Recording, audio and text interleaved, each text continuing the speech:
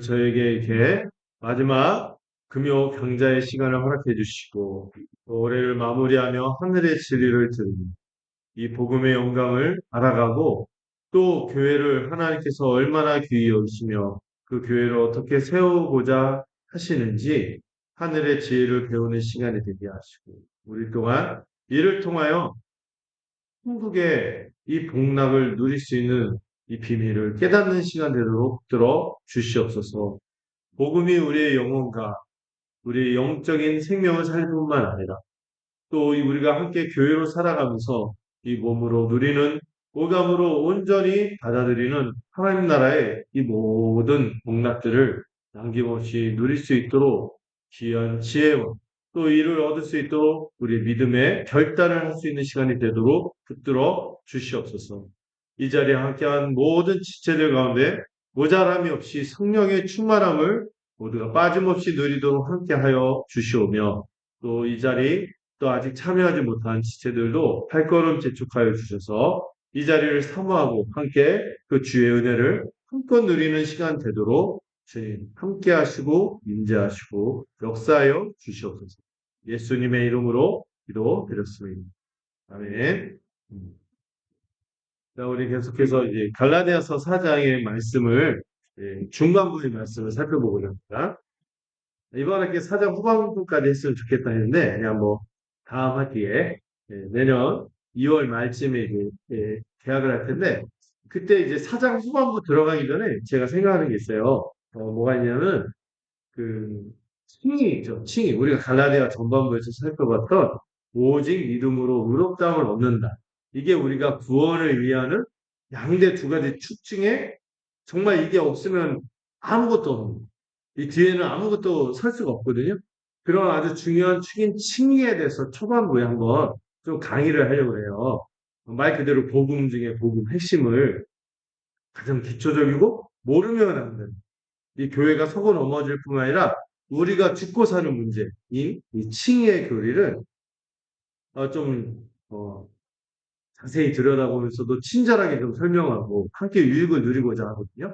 그래서 한번 6월 말쯤에 혹시 주변 지인들 중에 기독교가 뭔지 좀 알고 싶다. 거기서 말하는 복음이 뭔지 좀 들어보고 싶다 하면은 한번 그때 같이 와서 듣는 시간 가져도 좋지 않을까 싶어요. 그래서 저도 이제 들어가기 전에 열심히 준비해갖고 풍성한 강의가 되기도 하고 그렇게 하면서 또 다시 갈라디아서 복음 이 4장 후반부부터 해서 5장 후반부에 나타난 자연스럽게 이 성화의 이 복음에 대해서도 다루게 되거든요. 그걸 배우고 나서 칭의했으니까 이제 구원의 양대 축의 후반부인 성화에 대해서도 이 갈라디아서 마치면서 같이 이 성화의 교리를 배우면은 이 갈라디아서를 아주 알차게 배우지 않을까 싶습니다.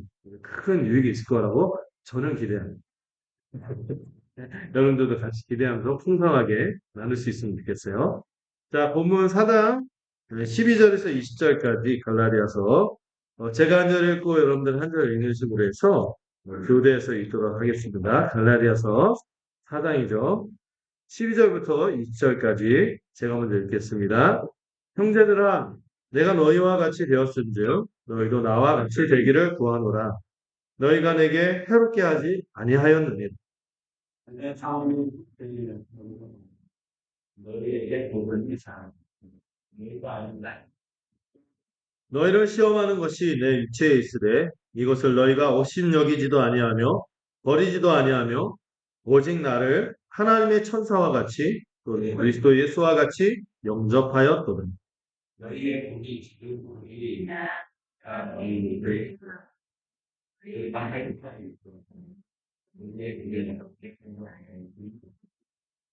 그런즉 내가 너희에게 참된 말을 함으로 원수가 되었느냐.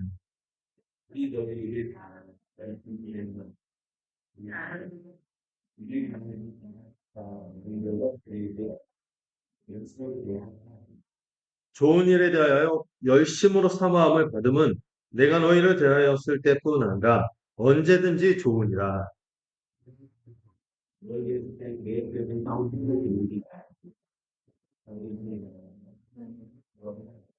함께 읽겠습니다. 내가 이제라도 너희와 함께 있어 내 언성을 높이려 함은 너희에 대하여 의혹이 있음이라. 아멘. 자, 우리 지난 강의안 한번 처음부터 한번 다시 한번 살펴볼까요? 이번 갈라디아서 사장 준마물을 통해서 세 가지를 좀 배우고자 해요. 이 바울이 이 단락을 통해서 이 부분을 통해서 함께 나누고 싶은 메시지는 첫 번째, 그들이 처음 복음 받아들였을 때 뭐를 회복하는 거? 초심. 이 초심이 중요해요. 네. 초지일관 우리가 살아야 되는데 그러지 못할 때가 많고 또 이 갈라디아 교회가 특히 그랬던 거예요. 여러분 이 갈라디아가 어디냐면은 요즘에 여러분들 그 안디옥에서 바울이 파송을 받고 1차 전도 여행을 하고 있잖아요. 그래서 이 출발하자마자 어떤 일이 있었죠? 마가가 이탈했어요. 그 험산 줄령, 그 타우루스 산맥을 그거요. 갑자기 재채기가 났어. 해발 3,000m. 생각만 해도 재채기가. 흥국지에 넘어가서 이제 비시디아 안디옥이라는 곳에서 이 회당에서 최초로 바울이 정식으로 설교하는 내용이 나오죠. 이 비시디아 안디옥에서 사역이 잘 됐는데 갑자기 누가 들고 일어났어요? 유대인들이 들고 일어나서 막 이렇게 선동하니까 어쩔 수 없이 핍박을 피해 어디로 갔죠? 이고니온에 갔어요. 그리고 지난주에 배웠죠. 이고니온에서 또 잘했는데 오래 있어. 막 그 적대적인 유대인들이 막 어깨빵하고 제가 상상이죠. 막 험한 일을 당해도 오래 있어 말씀을 담대히 전했지만 주를 힘입어서 전했지만 결국엔 돌로 쳐서 죽이려고까지 하니까 이제 어디로 갔어요? 루스드라. 루스드라의 간 이야기를 이번 주에 살피게 됐어요. 루스드라 가고 더베 가고 그렇게 해서 버가 계속 막 움직이는 데가 있어요. 그 지역이 다 뭐다? 갈라디아 지역 그 1차 선교 여행 지역이 거의 갈라디아. 이게 갈라디아가 소위 말하는 그 행정구역이거든요. 로마가 전 세계를 다스리는데 굉장히 땅이 넓잖아요. 그래서 갈라디아 통치하는 행정구역으로서 그 1차 선교 여행했던 곳이 갈라디아. 그러니까 여기 교회, 여기서 바울이 쓰는 편지는 어떤 한 지역에만 보낸 게 아니라 그 지역에는 그 모든 교회들한테 쓴 편지인데 지금 어떤 상황이에요? 그 1차적으로 복음을 전하고 감격 속에 살았던 교회들이 누구 때문에? 거짓 교사들. 율법주의를 가르치는 이 거짓 교사들 때문에 복음에서 떠날 뿐만 아니라 또 어떤 일이 있었죠? 바울을 복음을 이 사람들이 부정하고 자기들의 거짓 가르침을 먹히게 하려면은 메시지뿐만 아니라 모두 공격해야 돼. 메신저도 공격해. 그래서 바울은 사입이다. 바울은 요즘 표현으로 듣보잡이다. 우리가 진짜 예루살렘 본사에서 파송된 사도들로부터 온 진짜 라이센스가 있는 교사들이 진짜 가르치는 자들이다. 이러면서 바울의 권위를 흔들었죠. 바울은 율법을 막 무시하는 자고 바울은 저 이단이고 바울은 저 문제 있지 않아? 하면서 막 온갖 흠을 잡아서 신실한 이들은 여전히 복음을 붙잡고 있었지만 갈라디아의 많은 교회들이 흔들리는 상황입니다. 그래서 바울에 대해서 같이 안 좋게 생각하고 굉장히 교회가 쪼개진, 각각 교회들마다 쪼개질 위기가 있는. 그걸 보면, 일장에서 보면 교회 혼란을 가져옵니다. 교회를 분열시키는. 이런 흐름이 있었던 겁니다. 그래서 여기서 바울의 가장 내적인 그 상황에 대한 바울의 속상, 이런 것들이 담겨 있는 부분이 바로 오늘 읽은 부분이기도 해요. 그래서 이들이 뭐를 회복하기 바래요? 순망, 첫사랑. 이 복음에 대한 첫사랑, 이걸 회복하기를 바라는 거죠. 그러면서, 지금 거기 있는 사람들이요, 대충 하지 않았어요. 그들을 열심히 가르치고 열심히 사람들한테 뭔가를 행했어요. 인기를 끌려고 그랬겠죠. 근데 그들의 열심은 진짜다, 가짜다? 거짓된 교사들의 이 열심의 동기가 어디에 있고 방향이 무엇인지를 살펴서 분별해야 된다. 여러분 교회에서도요 열심히 한다고 능사가 아니에요. 물론 오늘 시대는 열심히 안 해서 문제인데 오늘 시대는 좀 이런 얘기를 하기 좀 민망하긴 한데 어떤 경우에는요 열심히 하고 교회 안에 오래 있고 그런데도 위험할 수 있어요. 그 동기가 정말 이게 복음에 입각한 건지 아니면 뭐를 쌓으려고 자기와 자기 공로를 쌓아서 사람의 인정을 받으려고 하는 건지, 하나님 앞에서 사람들을 정말 진실로 사랑해서 하는 것인지, 이 동기를 들여다봐요. 그래서 오늘 본문이 그거를 좀 분별할 수 있는 그 좀 기준을 좀 주고요. 세 번째로, 그리고 우리 신앙생활, 그리고 제가 사역하는 목표, 여러분들의 신앙생활의 목표는 뭐다? 누구의 형상? 그리스도의 형상을 닮아가는 것이 우리의 목적이 되겠죠. 근데 이게 목적이기 때문에 율법주의도 안 되지만 뒤에서 좀 얘기할 거지만 하나도 반대하는 게 있어요. 율법주의만큼 안 좋은 게 있어요. 방종주의. 율법주의만큼 안 좋은 게 방종주의. 다른 말로 율법 폐기론이라고도 하고요. 율법 무용론. 율법은 쓸모없어. 그래서 이 계명까지 다 부정하고 하나님 앞에서 거룩하게 살려는 어떤 시도도 하지 않아요. 이게 누구하고 같냐면은 오늘날 이단 중에 구원파. 고대항 사건 아시죠? 그 구원파가 저기 막 이제 구원받았으니까 이제 마음대로 살아도 되는 이런 식으로 가거든요. 그런 건 아니거든요. 그래서 그거를 어떤 게 복음인지를 제대로 알면은 어쨌든 우리가 믿어서 그리스도의 생명을 얻고 이 그리스도의 선물로 말미암아 이 그리스도의 누구를 닮아가야 돼요? 그리스도를 닮아가는 게 복음이다. 온전한 복음입니다. 이거를 좀 알아갔으면 좋겠습니다. 자, 그래서 우리가 이 갈라디아서 4장 이 중반부가 이 세 가지 목표를 우리가 배운다고 이미 얘기를 했고요. 이게 논리적으로 1절부터 11절까지는 뭘 계속 얘기했어요? 너희는 뭐가 아니라 뭐다? 종이 아니다. 아들이다. 왜 종로 하려고 하냐? 율법으로 하려고 하지 마. 예수님이 얼마나 공들여서 너희들 아들 삼았는데 그럴 수 있냐? 이걸 교리적으로 설명했다면 12절, 20절은 그 종의 영성으로 있다 보니까 이 아들의 영성으로 복음을 전한 바울과의 관계가 어떻게 됐어요? 망가져 버려요. 복음에서 떠날 뿐만 아니라 복음을 가르치는 바울과의 이, 이 진정한 참된 교사, 참된 직분자와 거리가 멀어졌죠. 이거에 대해서 호소하면서 돌아오라고 얘기하고 있고요. 세 번째는 이거를 비유적으로 설명하는데요. 이거는 다음 학기 때 보겠죠. 자, 중심 메시지도 살펴봤습니다. 그래서 결국에는 바울이 다시 해산하는 수고를 통해서 그리스도의 형상을 나타내려고 한다. 이런 얘기를 좀 했고요. 그래서 과거의 복된 관계를 호소하면서 먼저 이 12절에 독특한 표현이 있죠. 얘들아, 형제들아, 내가 너희와 같이 되지 않았느냐. 그랬으니까 너희도 나처럼 되기를 원해. 이 얘기를 했죠. 이게 무슨 얘기인지 설명했죠. 바울이 유대인이지만 이방인들 틈에 가서 유대인 티 내면서 살아나요. 바울의 전도 원칙 중에 하나인데 유대인은 유대인에게, 이방인은 이방인에게. 그래서 복음이 아니면 모든 것에서 어떤 율법의 속박이나 여기서 자유한 문화적인 거라면은 이걸 뛰어넘었어. 특히 교회에서도요. 복음으로는 우리가 서로 하나 되지만 뭐는 서로 다양함을 인정해. 개취. 개취가 뭔지 알죠? 개인 취향. 근데 이 개인 취향을 인정하지만 그런데 교회를 세우고 다른 사람들 배려하는데 어려움을 주면 어떻게 해요? 모든 것이 가하다고 가한 게 아니다. 악은 모양이라도 취하면 안 되고 이런 기준들을 가지고 우리가 함께 살아가는 거죠. 자, 있어 복음의 자유를 누리기를 원했다.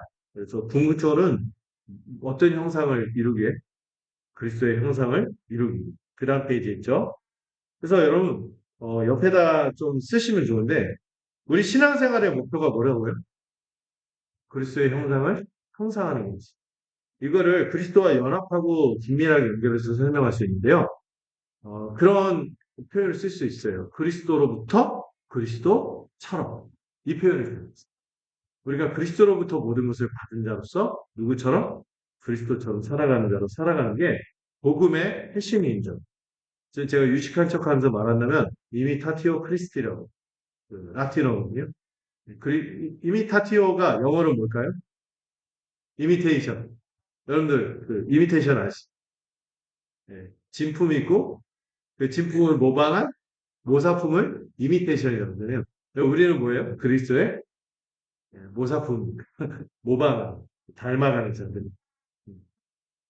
자, 그리고 이 13절, 14절 이 슬라이드하고 이제 겹쳐지는데, 바울이 사실 이들한테 다가갈 때 뭔가 그럴듯한 모습으로 가지 않고, 근사하게 가지 않고, 뭘 지니고 갔다 했어요? 육체의 약함을 지니고 갔다 했어요. 네, 여기서 육체의 약한 마음은 실제적으로 바울의 신체적인 약점이 있었던 것 같아요.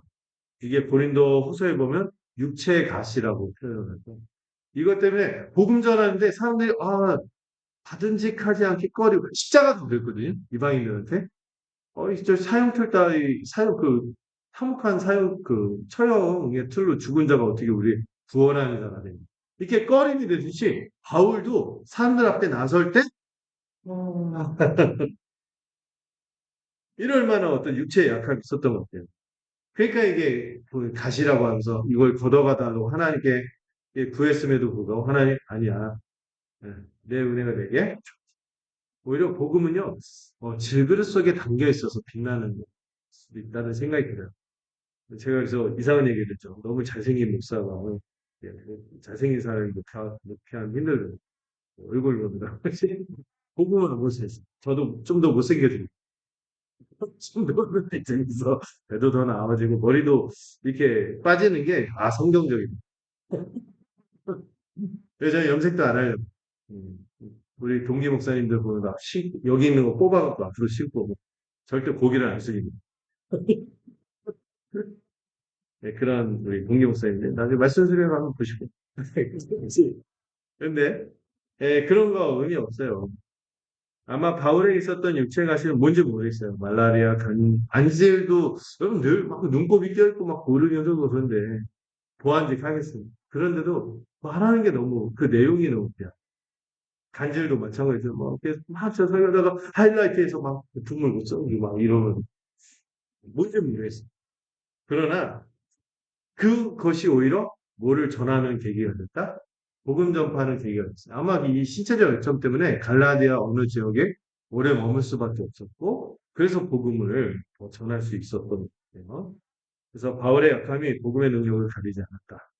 복음, 여러분. 저를 대할 때도 마찬가지죠. 저의 어떤 인간적인 어떤 그런 것들을 바라보고 막 이렇게 교회를 이렇게 함께 세워가면은 저는 완벽한 사람이 아니잖아요.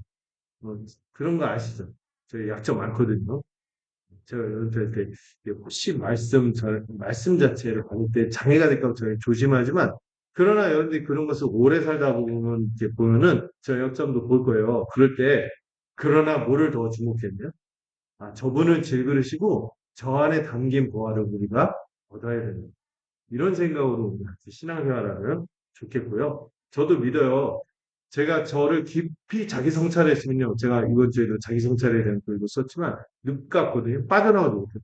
나 같은 저는 말씀 전하지 뭐 이러고 이 자리 나오지 못할 거예요. 그런데 뭐가 귀하기 때문에 복음 자체는 고 복음이 역사를 일으킬 것을 믿는 거죠. 제 언변이나 제 인격이나 제 어떠함보다도 물론 그 전하는 메신저가 메시지이기도 하니까 본을 보여야 되지만 복음 자체가 귀하다. 복음 자체가 능력 있다는 것을 잊지 않았으면 좋겠습니다. 자, 그리고 14절에서 최고의 영접. 이 갈라디아 성도들이 얼마나 바울을 지극히 영접했는지 두 가지 비유를 썼죠. 누구처럼? 하나님의 천사처럼. 또 한 측면에서는 그리스도의 예수, 바로 구원을 주신 그분처럼 바로 이 메신저를 귀하게 여깁니다. 그래서 여러분들 그 배나 존경할 자로 여기라 그랬잖아요. 가르치는. 이거는 어떤 계급이나 어떤 가스라이팅, 어떤 사람을 매니플레이션 막 조작하고 이러려고 하는 게 아니라 뭐예요? 이 말씀의 권위를 지키기 위해서.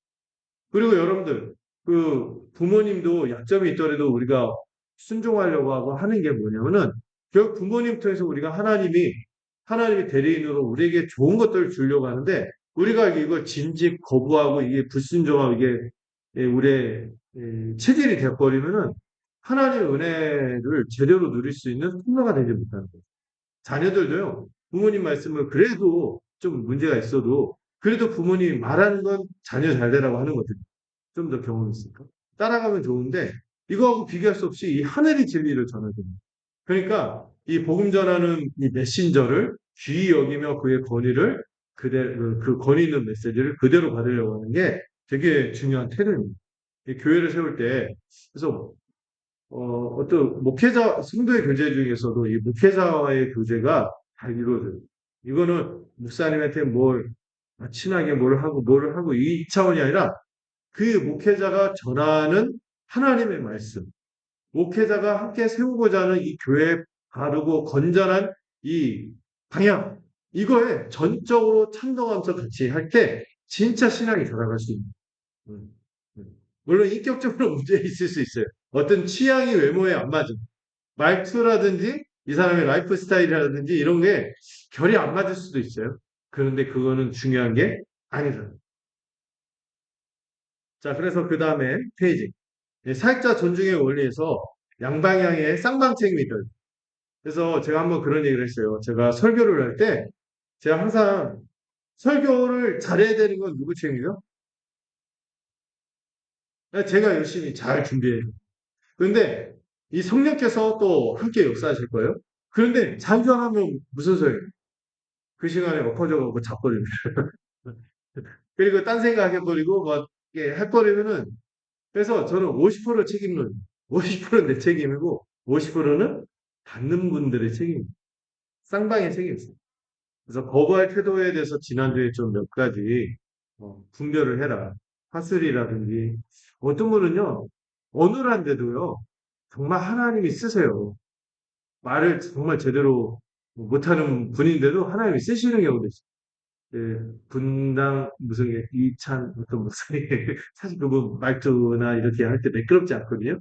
어눌하시고 전설적으로 어떤 집회에서는 하도 그 청소년 집회하는데 애들이 말을 안 들으니까 입도 문자를 한번 그런 입도 있으시고 그러지만 그런 하나님 쓰세요. 복음을 전하니까 전화를 하니까 심지어 D.L. 무디랑 드와이트 무디라는 그분은요 초등학교만 졸업한 분이었거든요. 그렇게 많이 배우지 못한 분이 또 성경 열심히 읽었어요. 근데 그분이 주일학교 했더니 뭐 원래 한두 명 데리고 시작했는데 그 다음에 막 60명이 되고 그런 그리고 그분이 목사가 되셔서 목사님이 되셨는데 그분의 설교를 보면 아주 논리적이거나 그러진 않아요. 갑자기 그 아브라함이 삼손을 낳기도 하고 가끔 말실수를 약간 이렇게 영민한 분은 아닌데도 그 시대를 깨우는 목사님이거든요. 했을 때 여러분들 어, 그 메시지를 보고 핀다는 그래서 메시지가 정말 주를 향하고 성도들을 사랑하고 복음에 충실한 성경에 충실하고 이걸 봐야지 외적 조건으로 판단하면 스스로 영혼을 망하게 하는 복음의 선포를 듣고 경의를 표하는 그리스도의 메시지에 집중해야겠죠.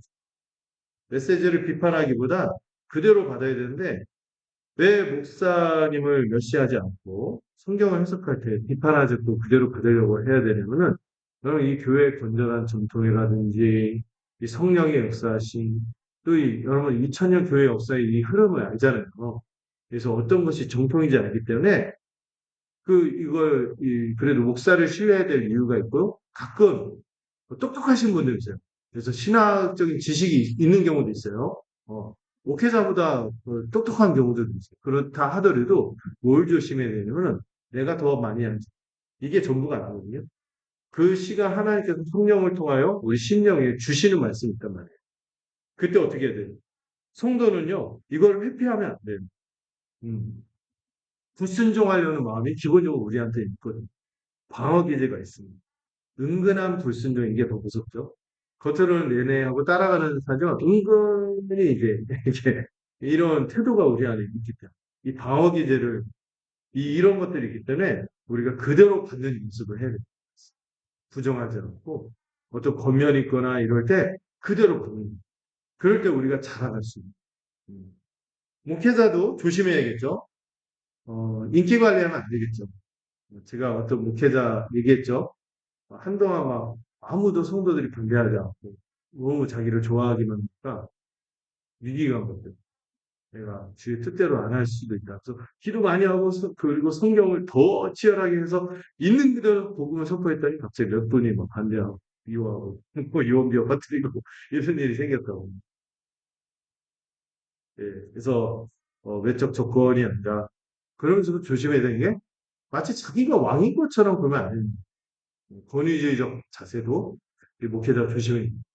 권위는 중요한데요. 뭐는 안 좋아요? 권위주의는 안 좋아요. 제가 스스로 막 하려고 하면 그 권위주의가 될 수 있어요. 근데 여러분, 그러나 권위주의를 경계한다고 여러분들이 저의 권위를 가볍게 여기면은 안 돼. 저는 그렇게 안 다가가려고 하잖아요. 그러면 제가 조금 약간 목에 힘주고 한막 그러나요? 제가 일부러 안 그러려고 하는데 그러면서 한편에서는 제가 좀 반성도생 말씀의 권위가 있어서 제가 좀 소미를 이렇게 하고 해야 되는데 제가 좀 친근하게 다가가려고 하지만 그러나 여러분들은 그럼에도 불구하고 저를 귀히 여기서 그래야지 우리가 서로 살아요. 저도 살고 여러분도 사는 거예요. 음. 자, 추구할 때도 뭐가 이루어지는, 저도 마찬가지고, 여러분도 마찬가지고, 그리스도의 형상이 이루어집니다. 오직 어떤 능력? 세상의 능력이 아니라 세상이 추구하는 어떤 매력과 이런 것을 추구하지 않고, 오직 뭐에 의존해야 될까요? 제가 빈칸 위주로 하는 것입니다. 복음의 능력을 의존해서 살아가야 하는 것입니다. 그래서 어쨌거나 여러분이나 저나 누구를 중심으로? 그리스도를 중심으로. 아까 제가 얘기했던 제가 그 믿음도 세 가지 막 라틴어로 알려드리고 막 그러잖아요. 그리고 저희 단체에 표어가 있거든요. 호모, 유니우스, 리브리. 처음 들어봤나요? 호모, 유니우스, 리브리. 이런 표현이 있어요. 나중에 그 라틴어로 알려주면서 얘기할 건데, 호모는 뭐예요? 오케이. 이런 게 아니라, 호모는, 여러분, 호모 사피엔스, 호모 에렉투스, 호모 뭐 이런 거 있잖아요. 이게 다 뭐죠? 호모 파베르. 사람. 유니우스는 스페인어에도 비슷한 게 있어요. 우노. 우노 아시죠? 보드게임이 이게 원이라는 뜻이에요. 1. 리브리는 뭐죠? 여기서 나온 단어가 라이브러리. 얼마 전에 파산한 리브로. 리브리. 그게 책이란 뜻이거든요. 하치에 뭐예요? 한 책의 사람. 한 책이 뭘까요? 성경이죠. 이 성경의 사람이 되겠죠. 그러면서 여러분 우리가 아까 처음에 얘기했던 그 라틴어를 잊지 마세요. 이미타티오 크리스티. 그리스도를 닮아가는. 이게 작은 예수가 되는 게 우리의 신앙생활의 목표가 되겠죠. 이걸 위할 때 그리스도로부터 그리스도처럼 이걸 위할 때 우리 신앙생활의 이 방향을 잃지 않아요. 이게 되게 중요해요. 우리는요 항상 어떤 극단으로 빠지거든요. 칭의 이렇게 칭의 은혜를 막 너무 생각하다가 자칫하면 어디로 갈 수 있어? 방종류. 그래, 난 이미 의롭다함을 받았으니까 막 살아도 되지. 이렇게 가고요. 반대로 이 칭의 은혜만 아니라 방종교를 경계해야 된다, 거룩하게 살아야 된다 하는데 그게 자칫 또 가면은 어디로 가? 율법주의로 또 가요. 그래서 우리 신앙생활의 중심은 우리 오직 그리스도를 믿는 믿음으로 그리스도부터 모든 것을 받고 큰 은혜를 누리는 동시에 우리 삶이 어디로 가야 된다? 거룩, 그리스도를 닮아가는 거룩으로 가야 하는 이 방향을 잃지 않을 때 갈라디아 교회처럼 헤매지 않을 거예요. 갈라디아 교회는요, 이 두 가지 오류에 다 빠져 있을 거지. 한편에는 초반부에서 바울이 맹렬하게 반대한 게 율법주의. 그 후반부에는 방종주의. 그 어리석음에서 벗어나야겠죠. 자, 4번 넘어갈게요. 이게 지난주에 좀 후다닥 얘기해서 좀 아쉬웠는데 우리 시대 교회 보면요. 이 목회자를 대하는 태도에서 양극단이 있습니다. 이게 한때 제왕적 목회 이런 표현이 좀 나왔었어요. 제왕적 목회 들어보셨나요? 목사가요 왕노릇하는 거예요. 이렇게 아무도 제가 어떤 목사님 얘기를 들었는데 분명히 그 목사님이 어떤 방향에서 누가 조언을 해줘요. 너 그렇게 하면 안 된다. 이게 물론 예의를 갖추고 해야 되지만 안 된다 이렇게 해야 되는데 그 분위기가 어차피 안 해봐야 안 돼. 아, 근데 물론 어떤 무슨 목회자가 소신있고 하나님의 어떤 뜻이라고 생각하고 확 밀고 가는 게 있어야겠죠. 성도들이 반대는. 그런데 어떤 거는 개치나 아니면은 이 성경적으로 봤을 때 더 괜찮을 것 같은데 이렇게 얘기하면은 그게 정말 성경적이면은 목회자가 듣고 이게 수렴하고 하면 얼마나 좋겠어요. 함께 세워가는 느낌이 있는데 네, 그분은 너무 독고다요. 그분은 너무 개치로 이렇게 밀고 가. 우리는 어떤 경례를 해봐야 그래도 의미 없어. 이렇게 하면 안 되겠지. 근데 그렇게 되는 전조가 뭐냐면 이 대형교회 목사님들이 그래서 제어가 잘 안 되는 거예요. 이상한 뭐 세습도 하고 막 사회 무리도 일으키고 하고 뭐 판공비 목적으로 해서 막 그 눈먼 돈을 막 쓰고 그런데 아무도 제어를 못해. 이게 뭐가 문제냐면은 복음이 중심이 되지 않고 카톨릭처럼 돼가는 거예요. 카톨릭이 왜 망했어요? 복음이 중심이 되지 않고 사람과 조직이 우선이 됩니다. 그러면 안 되는 거죠. 무비판적으로 추종하면 안 되고 권위주의를 정당화하면 안 되는 것입니다. 그래서 철저히 교회는 뭐를 중심으로? 복음, 성경, 그리고 이 목회자를 볼 때 복음과 성경에 충실한가? 그리고 삶의 본이 되는 이런 것들을 보고 판단하겠죠. 그리고 이 목회자의 의향을 여러분들 숨길 수가 없잖아요. 이분이 정말 이 교회를 갖다가 중소기업처럼, 아니, 그 동네 어떤 좀 큰 상점처럼 해서 피장해갖고 그냥 잘 먹고 잘 살려고 하는 건지, 예, 종교 상인인지, 아니면은 정말 이 진리를 붙들고 말하더라도 나는 이 진리를 위해서 살고 주님 앞에서 또 우리 성도들을 정말 살리는 길이 이게 정말 맞다 하고 그 정말 달려가고 있는지 그 의향을 어떻게 숨길 수가 있겠어요. 예. 이런 것들을 보고 목회자를 잘 섬겨야겠죠. 우상하면 안 되고 그거에 동의하는 한 함께 가는 거예요. 반대로 오늘 시대에 오히려 이 문제가 커요. 저는 이것도 약간 목회자 탓이다 하는 생각이 들어요. 소위 말하는 제왕적 목회라든지 요즘 한간에 지탄의 대상이 되고 있는 대형교회라든지 아니면 또 대형교회만 문제가 아니죠. 우리 주변에 하는 어떤 교회 목사님이 어제 뭐 교회 안에서 뭐 심각한 문제가 있고 교회 목사만 문제가 아니죠. 직분자 장로들이라든지 이게 항상 보면은 나 신앙생활 안 해. 제가 어저께 그 산에서 운동을 하는데 그 동네 분들이 막 이렇게 운동하시면서 얘기하는 거 들으면서 안 해와서 막 웃었거든요. 거기 종교인들의 집합소에 카톨릭, 스니 막 이런 분들이 막 얘기 저 얘기하는데 막 그분들 공통적인 게 나는 교회는 싫어. 아, 왜 그런가 했더니 들어보니까 다 왜 그러겠어요. 그 말하는 내용이 뭔지 몰라요. 이해를 못해요. 뭐 때문에 싫어? 그 김지사 무슨 장로 이게 문제인 거예요. 또 아니 목사들 어떤 추문 이게 문제인 거죠. 그런데 반대도 문제입니다. 그런 시대에 있다 보니까 목회자를요, 권위를 너무 쉽게 무시해요. 어떤 권면을 하고 지도하고 하는 것들을요, 아, 네네네네, 들을 것 같처럼 하지만 사실 자기 생각이 다 따로 있는 거죠. 가르치는 재미가 있는데요, 이거를 받아들이는 데 있어서 어찌나 이거를 방어 기제가 강하고 개인주의가 강하고 권위를 무시하고 뒤에서 뒷담화를 이제는 SNS가 생겼으니까 SNS를 맡게 하고 또 심지어는 뭐까지도 영향을 끼쳐 그가 전하는 메시지까지도 가벼이 여기게 됩니다. 이거를 극복해야겠죠. 첫 번째 극단이 뭐라고요? 목회자를 우상화해서 어떤 그의 명성이나 규모나 인기나 매력을 가지고 목회자를 판단하면 안 돼요. 목회자는 뭐로 판단해야 됩니까? 말씀. 복음. 그래서 이 복음적인 균형을 찾아야겠죠. 메시지에 대한 존중. 성도들은 존중하고 목회자는 어떻게 해요? 진리로만 승부를 걸어야겠죠. 공통점. 그 모두가 그리스도 중심. 이렇게 간다면 정말 영광스러운 교회를 이루어가고 우리 성도들도 정말 이 구원의 길에서 이탈하지 않고 살아가지 않을까. 안타까워요. 요즘 젊은 세대들 다 교회 떠나가고 이렇게 하는 게 저는 기성세대 목회자들과 또 우리 먼저 교회 안에서 신앙하는 우리 어른들이 정말 행복하게 살고 복되게 살고 진리 안에서 살았으면 안 그랬어. 우리 자녀들은 이 신앙의 전통을 언약 백성을 잘 물려가졌으면 좋겠습니다. 아멘. 자, 이제 오늘 본격적으로 새로운 내용으로 들어가 볼게요. 그런데 지금 바울이 그런 꿈을 가지고 그 주님의 뜻을 따라 성령 충만하게 복음을 전했건만 지금 이 교회가 어떤 상황입니까? 바울과의 관계가 파탄이 나오고 있어요. 복음을 떠나버려. 자, 그들이 원래 바울에 대해서 어떤 태도를 가졌는지 15절을 보면 알 수 있습니다. 제가 일부 발췌했는데요. 박스 있죠?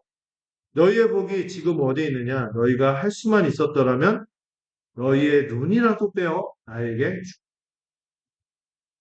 눈 빼준다는 얘기 때문에 바울이 안질일까? 이런 얘기가 좀 많아요. 근데 그건 중요하지 않죠? 잃어버린 복이 뭡니까? 그 교회가 원래 간직했던 복입니다. 이 성령 충만의 사유이었죠. 3장에서 기억하죠. 너희도 그동안 성령 충만한 은혜들을 누린 게 믿음으로 얻었어? 율법으로 얻었어? 율법의 힘, 믿음으로 얻었잖아요. 근데 이제 복음을 떠났죠. 이 성령의 이 충만한 사역을 잃어버렸고요. 또 뭘 잃어버렸냐? 그 빈칸에 복음의 기쁨과 축복. 이걸 충만하게 누렸는데 다 잃어버린 거예요. 여러분, 그래서요, 이 복음을 떠나면요, 그 말씀을 한번 거부하고 은근히 불순종하고 은근히 이렇게 하고 하면은요, 자연스럽게 누구하고 관계가 어려워져요? 목회자와의 관계가 어려워져요. 교회 안에서 가르치는 자, 교사라든지 목회자라든지 리더라든지 이 굉장히 어려워집니다. 복음 전하는 사람과 관계가 어려워지죠. 또 반대도 마찬가지죠. 이 메신저에 대해서 그가 질그릇인 걸 이해하고 약점을 이해하고 그러나 보화를 알아보면서 우리가 귀하게 살아가야 하는데 이거를 무시해버리면은 예, 복음도 가볍게 여기는 위험. 이 메시지가 메신저이기도 하고 메신저가 메시지이기도 하니까 이런 부분들을 잘 생각해야 돼요. 음. 이 복음을 떠나거나 회피하거나 불순종의 현상이 나타나거나 그런 결과들이 나타나게 되는 것이죠. 현재 갈라디아 교회들이 다 1차 전도에 바울이 지금 그 놀라운 역사로 세우고 있는 교회들이 그런 이 기쁨이 사라져버립니다. 제가 늘 얘기하지만 신앙생활이 뭐가 되버렸어요? 숙제가 되버리고 의무가 되고 기쁨이 없는.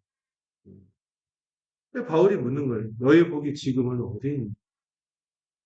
이 초심을 상실한 비극에 대해서 슬퍼하는 거예요. 그들이 얼마나 이 복음의 기쁨을 제대로 누렸을 때는 어떻게 원신했어요? 눈이라도 떼어서 나한테 줬을 거예요. 그때 보면은 그럴 테스였어요. 여러분 눈이 뭐예요? 안질이기 때문이다. 이거보다도 약간 과장법인데 여러분 그런 말 들어봤나요? 온몸이 만냥이면 눈이 몇 냥? 9천냥. 만중에 만냥 중에 900냥 너무 작죠? 9천냥. 이게 거의 이 가장 귀한 것을 가장 소중한 것을 복음 전하는 일을 위해서 이 복음을 제대로 전하고 복음을 함께 제대로 나누고 이 복음의 사명을 제대로 감당할 수 있도록 기꺼이 내어주는 사랑이 있었다는 거예요. 이 초심의 사랑이 뭐예요? 뭐를 나눌 때도 복음의 가치, 이 보화, 그 주변에 둘러싸인 건 질그릇처럼 보인다 할지라도 그 담겨진 보화를 알기 때문에 이 복음의 가치를 아는 태도 때문에 이 초심의 사랑이 있을 수 있었던 거죠. 근데 지금 뭐예요? 16절. 저렇게 따뜻하게 손을 잡고, 그림이 멋있게 그렸는데, 지금 관계가 깨져버렸어. 그런즉 내가 너에게 참된 말을 함으로 원수가 되었다. 참된 말이 뭐겠어요? 복음. 진리를 전했기 때문에. 이제는 원수가 되었다. 관계가 뒤집어졌는데요. 과거에는 바울을 누구처럼? 그리스도처럼 인정했어요. 그러니까. 근데 현재는 뭐로 취급해요? 원수로 취급하고 있어요. 그 전에는 어땠어요? 눈이라도 주려고 복과 기쁨이 그들 안에서 충만했고 이 성령의 온갖 충만한 이 기쁨들을 누렸어요. 교회로 살아도 얼굴만 보면 좋아.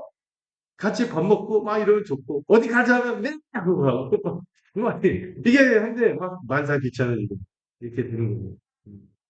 적대적 태도가 돼버렸고 복도 상실했고 이게요. 여러분들 한번 점검해보세요. 내가 교회 안에서 함께 살아가는데 기대감이 없어 상실 어떤 일이 있으면 막 소닥보듯이 막 너무 심하게 예, 무관심 그리고 뭐 막 하려 이걸 내가 해야 돼요. 요즘에 MZ세대 3류 왔어. 제가요? 이걸요? 왜요? 왜 이렇게 되는 거예요? 회피하고. 그리고 하나님의 말씀을 직면해야 되는데, 저는 이 직면해야 되는 참 좋아하거든요. 하나님의 말씀 딱 직면해야 돼요. 저도 그렇거든요. 발가 벗겨진 듯이 수술대 올라가 있는 것처럼 회피하지 않고 받아야 되는데, 은근하게 불순종하고, 이렇게 되는 거죠. 혹시, 침된 말을 전함에도 불구하고 내가 그렇다면 위기심을 깨어야겠죠. 자, 참된 말의 내용이 뭐겠습니까? 그 다음 페이지. 은혜, 복음이겠죠. 은혜. 바울은 여기서 율법주의 위험을 다시 한번 공부하면서 그들이 그리스도만으로 충분하다는 것을 얘기하는 거죠. 여기 우리 그 성경적 목회자 연합 담임 목사님들 모이잖아요. 네. 처음에 시작할 때 다 얼굴이 해처럼 환했어요. 희망차게 교회를 다 개척할 시점에서 다 얼굴이 환해갖고 주님이 함께 하실 거라 막 벅차갖고 막 마음에 열매가 있을 거라 하는데 해가 가면 갈수록 얼굴이 다 시커멓게 되고 그런데 비록 이게 현실 때문에 어려운 건 있어도 그런데 눈은 형형해요. 아직도 빛나고 있어요. 아직도 꿈을 잃지 않고 이렇게 하고 있는데 현실은 만만치 않은 게 여러분 여러분 생각해보세요. 우리가 순종하려는 것보다 우리 옛사람은 죽었지만 이 죄성이 있죠. 죄성이 연결이 있어서 이게 그대로 가질 때 저항이 심합니다. 저항. 그거 볼 때, 이게 마치 아이가 커갈 때 애가 막 열병에 막 사로잡혀 있는 것처럼 이 부모의 마음으로 조마조마한 거예요. 이걸 넘겨야 되는, 이걸 해서 꼭 자라가야 되는, 관망하면서, 뭐, 우리가 어떻게 할 수 있나요? 성령님이 역사하시고, 은혜의 복음이 역사하기를 바라야지. 그렇지만 보면은 기쁜 거예요. 교회가 크든 작든 상관없어요. 그런 영혼이 하나하나 살아나면은 정말 그리스도의 형상이 세워지는 거예요. 그리스도의 형상이, 이렇게 딱 서는 거니까 기쁜 거죠. 그래서 존 스토트가 우리의 마음, 이 목회자들의 마음을 대변해서 한 말을 쓴 거예요. 그들은 얼마나 변덕스러워.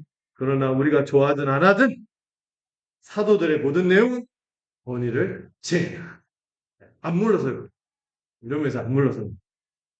자, 진리를 지키는 데 필요한적인 거는 목회자는요, 진리가 인기만 있을까요? 여러분, 저 한동안 한국교회 베스트셀러 이런 책이 뭐였죠? 긍정의 힘, 적극적인 사고방식, 뭐 심지어 비기독교 서적인데 시크릿 뭐 이런 게 1위 하고 있어. 잘 된다. 잘 먹고 잘 산다. 잘 믿으면 성공한다. 이런 것들이 일을 했어요. 이거는 인기가 있죠. 근데 복음은요. 두 가지 측면에서 힘들게 하는. 우리는 인가율로 내가 뭔가 좀 빛나야 돼. 내가 해서 공로를 인정해. 근데 복음은 아니야. 너는 아무것도 할 수 없어. 은혜로 구원받는. 너는 정말 거지 같아서 그냥 절망적이 그냥 주님이 받는 은혜를 그대로 받아. 이렇게 얘기하는 게 자존심 상이에요. 또 한편에서 뭐예요? 네, 사두개의 룰처럼 믿으면 잘 된다, 믿으면 잘 된다, 서울대 간다, 어디 간다, 어디 간다. 여기에 그냥 열광하는 거죠. 근데 성경은 뭐라고? 복음. 그런 은혜를 받았으니 자기를 부인하고 자기 십자가를 지고 누구를 따라가라? 예수 그리스도의 발자취를 따라. 이렇게 얘기하니까 인기가 없는 게 당연한 거예요. 그러나 이것이 구원의 길, 영생의 길임을 알기에 우리는 여기에 영생의 말씀이 여기 있사오니 우리가 어디로 가고 이러고 있는 거죠. 사람의 감정, 호의보다 뭐가 우선해야 된다? 복음의 진리가 우선해야 하는 거죠. 자, 그래서 이제 바울이요, 이 17, 18절에서는요, 이 거짓 교사들의 거짓된 열심의 3단계 전략을 이렇게 분석을 해주는 거예요. 자, 여기 본문을 17절. 제가 보통 인용구를 읽겠는데 오늘 성경 구절을 읽어보겠습니다. 안나자매니 17절 박스에 있는 것만 한번 읽어볼까요? 그들이 너희에게 대하여 욕심을 내는 것은 좋지 않으니 무슨 너희를 인정해서 무슨 그들에게 대하여 욕심을 내느냐. 그렇죠. 이 여러분들 딱 교회 안에 보면 거짓 교사들이 있을 수 있어요. 자기를 따르게 하는, 어그러진 말을 하는 이리가 나타나. 자기를 따르게 하는. 그리고 완전히 거짓된 교훈을 가지고 막 신천지처럼 들어온 경우도 있지만, 심지어 교회 안에서도요, 건전한 진리나 이런 걸 따르기보다 자기를 따르게 하는 사람들이 있어요. 이게 더 위험한데요. 왜냐하면 겉으로 볼 때 괜찮은 사람들이거든요. 겉으로 볼 때 사회적 배경도 대단할 수 있어요. 근데 딱 보면 자기를 따르게. 자기의 추종자를, 그리스도를 따르는 게 아니라 자기의 추종자를 만들 수 있어요. 저도 경계하는 거거든요. 며느리 목사빠가 되면, 목빠가 되면, 뭐가 돼? 급빠가 돼. 그리스도를, 그리스도를 따라가야 돼요. 1단계 뭔지 아세요?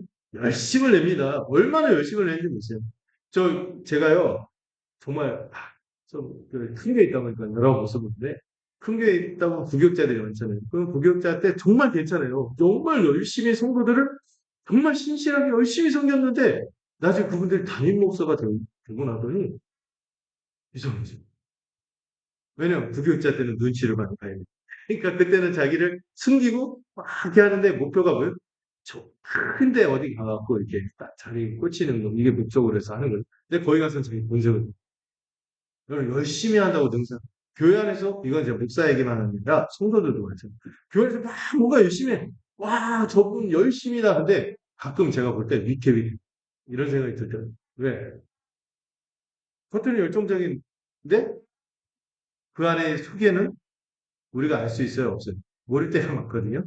그저 하나님의 말씀으로 분별할 수밖에 없어요. 목회자한테 그런 분별의 은사를 주님이 주시기도 하지만 좋은 뜻이 아닐 때가 있어요. 이 단계가 뭔지 아세요? 여기서부터 이제 분별이 좀 더 쉽게 되죠. 이간을 시키는 거예요.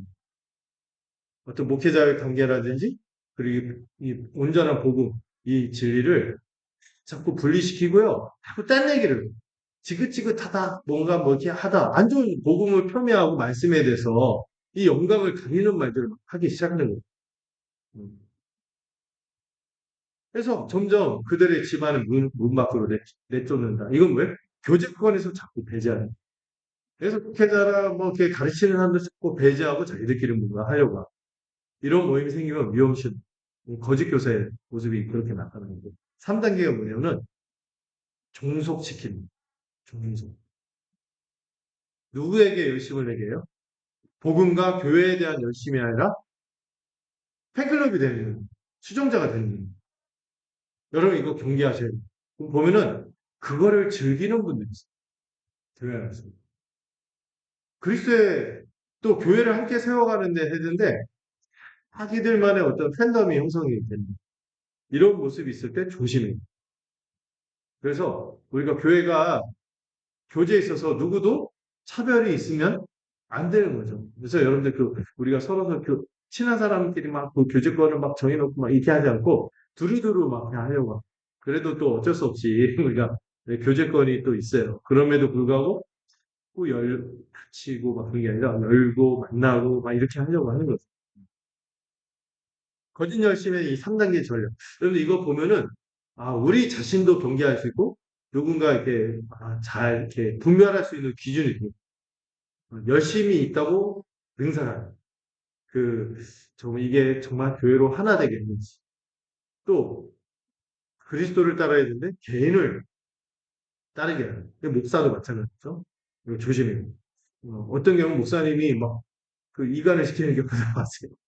이것도 안 되고 아니면 유력한 성도나 이런 사람들이 교회 안에서 이게 다른 흐름을 이런 것들은 합당치 않습니다. 근데 이 거짓 열심이 어떤 동기를 갖고 있는지 좀 볼까요?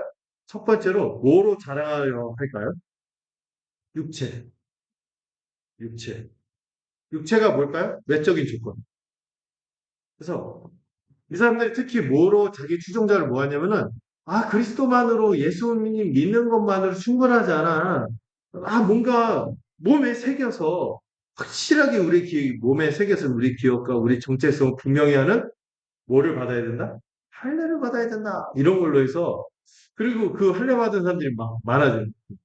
그 술을 마시야 봐라 이렇게 많이 따르죠. 우리의 가르침이 진짜다. 이게 좀 더 확실하게 사람들 믿게 한다. 따르게 한다. 추종자를 거지하죠. 자기 업적을 과시하고 또 이거 하면 사람이 우와 괜찮아 보인다. 이런 사람의 칭찬, 인기, 명성을 사랑하는 것이죠. 자, 종파이파가 이런 말을 합니다. 율법주의자들의 동기가 근본적으로 사람의 칭찬을 사랑하는 마음입니다. 그들은 사람들이 자기들을 중요시하고 찾고 의지하기를 원래 누구를 중요시하고 찾고 의지해야 돼요? 그리스도죠. 복사도 마찬가지죠. 여러분들이요. 일일이 문제를 갖고 찾아오면 저도 막 손짓할 거 돕고 그러라고 제가 부름받았지만 어떤 분이 여러분들 진리 안에 굳게 서서 스스로 그리스도 안에서 답을 찾고 자라가는 모습을 볼 때 기쁜 거죠. 네. 그런 모습으로 가면 좋겠어요. 자, 두 번째. 어떤 동기가 있냐? 뭐를 면하려고 할까요? 박해를 면하려고. 여러분, 이 율법주의하고요, 할례를 받은 사람들은요, 적어도 누구로부터 박해를 피했어요? 유대인들. 유대인들이요, 보면, 사도행전 보면 누가 그렇게 복음 얘기할 때 증오하고 바울을 잡아 죽이려고 하고 그 교회를 없이 하려고 막 난리를 칩니까? 한때 하나님의 백성이었던 저들이요, 완전히 그냥 꼭지가 돌아갔고, 눈이 하얗게 돼갖고, 왜냐? 교회를 없이 하고 복음을 적다는데 열심히 했어. 그런데 할례 받고요. 율법주의 이렇게 우리 그리스도만 그런 게 아니라 율법도 지키려고 해 하면 유대인들 어떻게 돼요? 좋게 대할 거다 생각하고 박해를 피하려고 해요. 그들의 배척을 피하려고 합니다. 십자가 박해를 회피하고 자기를 부인하고 그리스도의 길을 따라야 되는데 고난을 따라야 되는데 진리를 택하고 이걸 자꾸 회피하고 유대인들과의 갈등을 피하고 안전한 길만 가는 거죠. 여러분 우리가 기본적으로 신앙생활할 때 한번 생각해요. 내가 때로는 뛰어들어요. 우리는 기본적으로 그 옛날 폴 트루니에라는 유명한 기독교 심리학자가 그 모험가 안정수구 본능이라는 게 있다. 근데 크리스찬은 어디로 가야 된다? 물론 우리가 당연히 안정을 추구하기도 하지만 때로 이 모험을 추구하고 뛰어들고 한 발짝 발을 내딛는 용기가 필요한 신자라요. 요단강 건너갈 때요. 홍해 때는 하나님 다 해주셨어요. 가나안 땅 들어갈 때 요단강 건너갈 때는 어떻게 할 때 그 요단강이 갈라진지 아세요? 발을 내딛기 시작해요. 그때 요단강이. 그래서 모험을 향해서 뛰어들어야 되는데 그럴 때 우리가 감수하는 희생, 헌신, 고난 여러 가지 것들을 우리가 각오하고 들어가야 돼요. 복음은 그 지점을 이끄는데 이거를 거부하고 이거를 피하려고 하고 회피하고 박해를 면하려고 한다면은 이것도 거짓 교사의 잘못된 동기. 셋째, 명성과 지위를 추구하는 것입니다. 네, 이기적인 야심으로 자기 세력을 확장하고 사람들을 자기를 중요시하기보다는 교회로 함께 살아가는 것이 아니라 자꾸 개인주의를 부추기고 그 개인주의 생활을 막 부추기는 거죠. 뭐 그렇게 지도하려고 합니까? 그렇게 그냥 알아서 하는 거죠. 신앙생활 그만큼 했으면 자기 스타일대로 하는 거죠. 뭘 이렇게 지도하려고 합니까? 이런 것들 조심해요. 명성과 지위를 추구해서는 안 됩니다.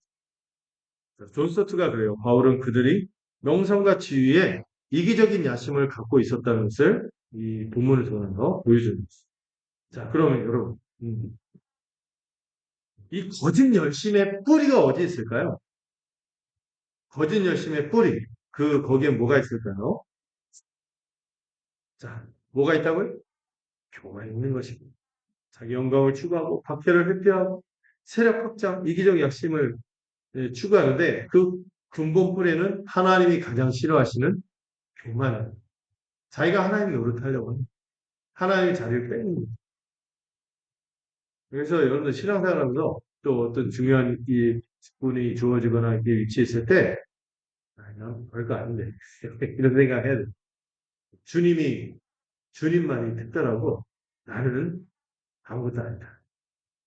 주님은 썸씽, 우리는 나스. 이 생각하고 살아가는 게 좋지. 자기 영광을 추구하고 사람 칭찬을 사랑하고 박해를 회피하고 세력을 확정하고 이러면은요, 그리스도를 떠나는 거죠. 자아를 만족시키고 자기의 추종자를 삼고자 하는 이런 거를 우리가 벗어날 수 있습니다. 오직 영광은 누구에게? 하나님과 그리스도에게. 네. 우리 시대의 교회의 사례들을 보면요, 교회 성장교회가 있어요. 숫자로 막 경쟁하죠. 건물의 크기로 또 예산, 예, 저희 뭐 예산 이렇게 괜찮아요. 괜찮지만 이게 그다지 그렇지 않지만 이런 걸로 뭐 자랑하지 않아도 됩니다. 외형 성장하는 데 집착을 합니다. 근데요, 왜 그러죠? 주님이 주신 자연스러운 성장 감사한 건데요. 막 이거를 안 하면은 막 있잖아요. 그래프 막그 깜짝 테이프 붙이면서 막 표 그려갖고 초과 달성, 초과 달성 막 이거 미달이에요 하면서 막 제가 한번 그 주일학교 부서를 섬겼는데 유년부 아이들 부서를 섬겼는데 선생님들 매주 아침 스트레스 받았어요. 그때 부장장이 공무원이신데 좀 이상한 거 했어요.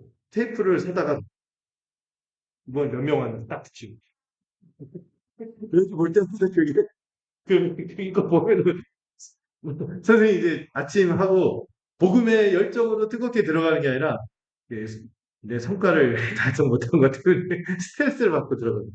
이게 무슨 교회야? 은혜가 있을 수 없는 거죠. 왜 그렇습니까? 그럼 왜 비교의식에 빠지죠? 예. 목사님들도요, 딱 만나면 하는 그 인사말이 뭔지 아세요? 통성명하고 교회가 이런 교회군요. 이름 붙으면서 몇 분 다니세요? 이러면은 약간 몇 명 단위 이상 올라오면 목에 힘이 들어가는데 아이 농담입니다. 이렇게 되면 왜 그러냐 이거죠. 중요한 질문이 있어요. 그럼 비교시보다 중요한 질문은 뭐냐면은 우리가 과연 교회예요? 이게 진짜 중요한 질문. 우리가 과연 진짜 교회인가? 이게 중요한 거라고요. 몇 명은 이게 중요한 게 아니에요. 우리가 교회냐? 우리 성도는 정말 교회로 자기를 생각하고 가족으로 살아가냐? 이게 중요한 거죠. 아멘? 여러분, 우리가 교회입니다. 이걸로 기뻤으면, 이걸 기쁘면 돼요. 몇 명이 이러면 많으면 좋죠. 단독 건물이 우리 그 성목의 교회들의 로망인데. 그러나, 왜냐면은 이게 보이려는 게 아니라 우리가 우리 자녀들도 그렇고 우리도 그렇고 마음껏 삶을 신앙생활을 할 수 있는 터전을 안정된 터전을 확보하기 위해서 이렇게 하는 거죠. 근데 중요한 거는 그런 게 아니라 우리가 정말 교회는 이게 중요한 거예요. 목회자 이거는 우리하고 좀 많이 상관없는 얘기일 수도 있죠. 목회자 간에 안타까운 게 세력 다툼이 있어요. 이 교단 정치 안에서 권력에서만 하고 옛날에는요. 지금 많이 좋아졌어요. 교제가 줄어서 그런지 모르겠어요. 좋아졌어요. 왜냐면 옛날에는 교대가 크고 막 사이즈가 많고 커지고 하니까 막 동국도 돌아다니고 그런 막 의회장, 막 총회장 그런 거 이런 좀 불미스러운 일들이 있으면 지금은 좀 없어졌어요. 많이 좋아졌는데 이런 것들 명성을 추구하고 어떤 기관을 만들어서 수용자를 막 만들려고 하고 이런 것들 조심해야겠죠.